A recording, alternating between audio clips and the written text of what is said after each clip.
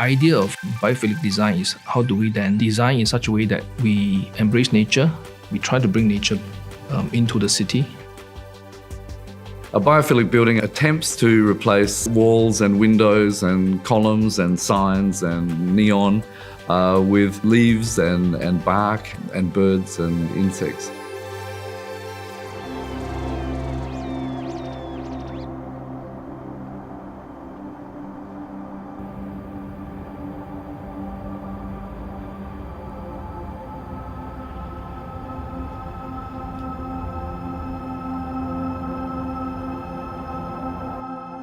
There are benefits of connectivity with nature because I think it's a combined effect of psychological health as well as physiological health, where the fresh air as well as natural light, because that helps body generate vitamin D. User also found that in Kutiport Hospital, they experienced greater sense of calm and lower stress levels. And these patients also took fewer strong doses of painkillers.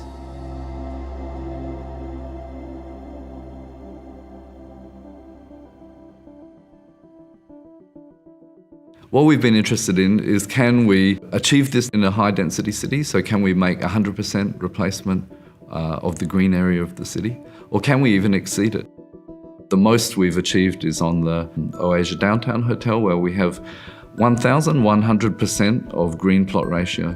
So this means we have 11 times the amount of nature in the building than we would if we had no building at all. We just had the empty site as a garden. Even with just 10% of new buildings having 1,000% of nature, we can quite rapidly retrofit a city to have the equivalent of 100% green cover of the city.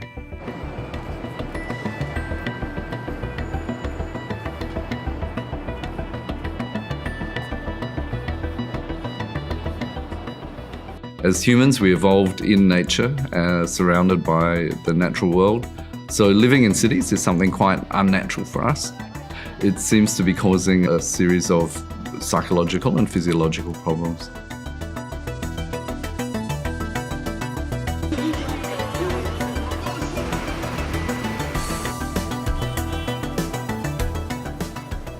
We're actually surrounded by a lot of things that have too much cultural loading on them. Everything that your eye rests on is created by humans. There's very much a geometry that surrounds us that's quite harsh.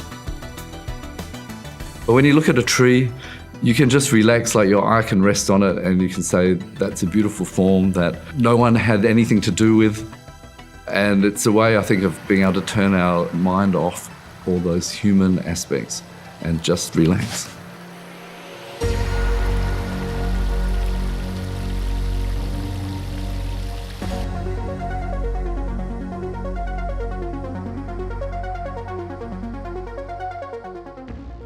So, biophilic architecture does foster urban ecology by creating opportunities for a richer, diverse ecosystem.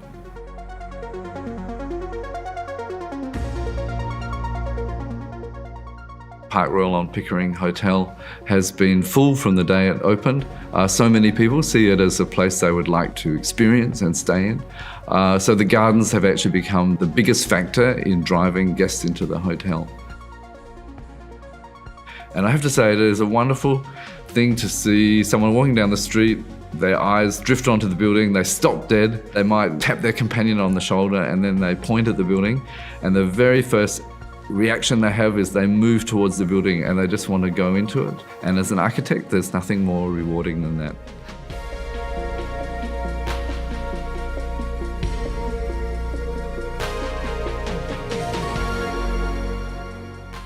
I think the success of Garden by the Bay is successful in many layers.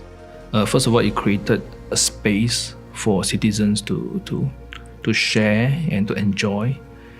At the same time, it's like an urban living room, right? When the visitors come to your city, that is the first place they visit, and then they learn about your city. Biophilic architecture is the first step towards a longer-term solution. I think the more green our cities get, in fact, it will start snowballing and the more people will demand it.